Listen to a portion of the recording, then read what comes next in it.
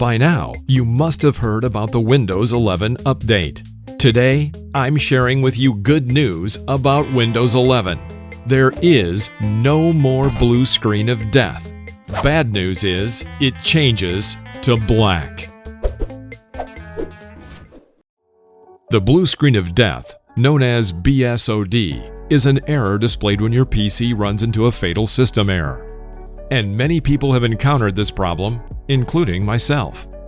Microsoft first introduced the BSOD in Windows 3, offering a way to help diagnose hardware or other faults.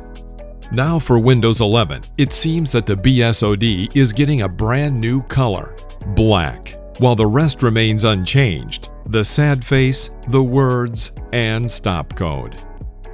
The new black screen hasn't been officially implemented yet.